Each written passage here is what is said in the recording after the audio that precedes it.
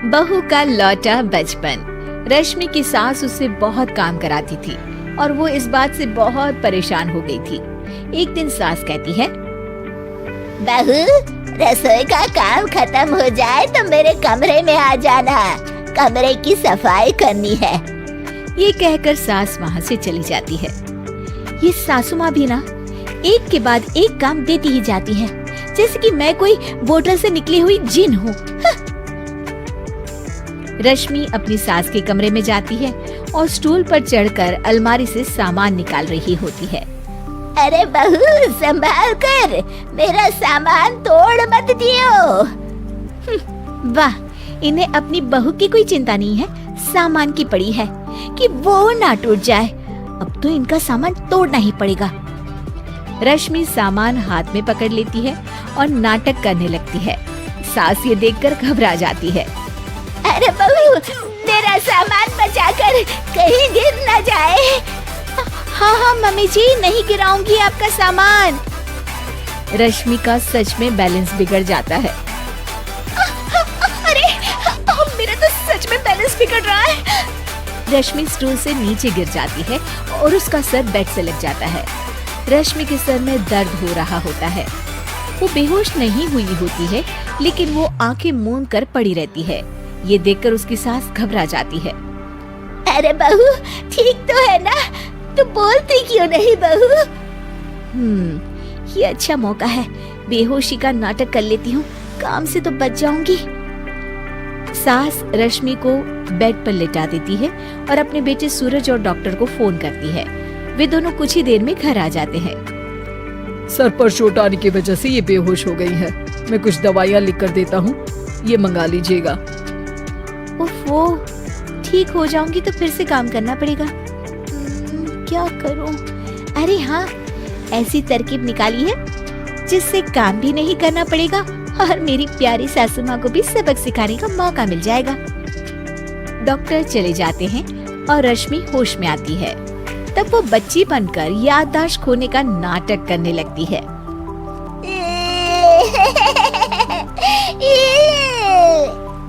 अरे बेटा, ये बच्चे के रोने की आवाज कहाँ से आ रही है? हाँ माँ, मैंने भी आवाज सुनी। फिर से रोने की आवाज आती है। अरे, ये तो मेरे कमरे से आ रही है। वो दोनों कमरे में आते हैं तो रश्मि रो रही होती है और बच्चों की तरह हरकतें कर रही होती है। दोनों उसे देखकर हैरान रह जाते हैं। मेरे मम्मी जी पापा कहाँ है? मुझे आइसक्रीम खानी है। अरे सूरज, ये तो बच्चों की तरह बर्ताव कर रही है। हाँ माँ, लगता है चोट लगने से इसके दिमाग पर असर हुआ है। आप लोग कौन है? मुझे मम्मी के पास जाना है। अंकल अंकल, मुझे मम्मी के पास जाना है। अंकल? अरे रश्मि, मैं तुम्हारा पति हूँ, क्या तुम्हें याद नहीं है? पति क्या होता है अंकल? और ये बूढ़ी आंटी कौन है? बूढ़ी आंटी? बूढ़ी किसको बोला? बूढ़ी को बूढ़ी नहीं बोलूंगी तो क्या बोलूंगी? तुझे तो अभी बताती हूँ मैं। बूढ़ी आंटी, गंदी बूढ़ी आंटी, गंदी बूढ़ी आंटी। मैं कल ही डॉक्टर के पास लेकर जाता हूँ रश्मि को। अगले दिन सुबह रश्मि की सास सारा काम खुद करती है और ये देखकर रश्मि को बड़ा मजा आ रहा होता है। अरे वाह, इस नाटक में तो बड़ा ही मजा आ रहा है। चलो थोड़ी और सेवा करवाते हैं सासू माँ से। आंटी, मुझे ना भूख लगी है। अरे इतनी देर से मेरा सर खा रही है, तेरी भूख नहीं मिटी।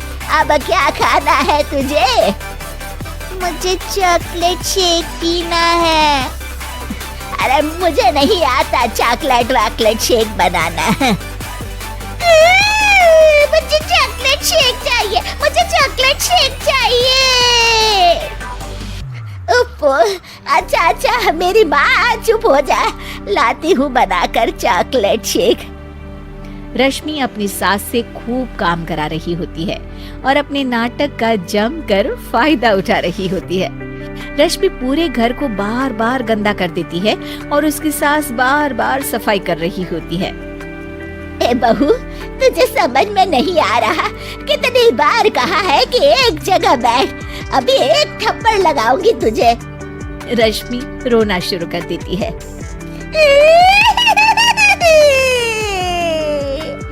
अरे अच्छा बाबा, माफ कर दे, मत रो। तुझे जो करना है कर, पर रो मत मेरी माँ। रश्मि अपनी सास की नाक में दम कर देती है। कुछ देर बाद सूरज फिर से डॉक्टर को लेकर आते हैं और डॉक्टर पूरी तरह रश्मि की जांच करता है। मुझे लगता है कि इनको हॉस्पिटल में ले जाकर स्कैन करना होगा, तभी कुछ पता चल पाएगा। बाप रे, मर गई। ये तो हॉस्पिटल ले जाने की बात करने लगे हैं। नहीं नहीं, मुझे हॉस्पिटल नहीं जाना। नहीं नहीं, मुझे हॉस्पिटल नहीं जाना डॉक्टर अंकल, गंदे अंकल, मुझे नहीं जाना। डॉक्टर तभी एक इंजेक्शन निकालते हैं और रश्मि को लगाने जा रहे होते हैं। नहीं नहीं, मुझे इंजेक्शन मत लगाइए डॉक्टर, मुझे इंजेक्शन से बहुत डर लगता है।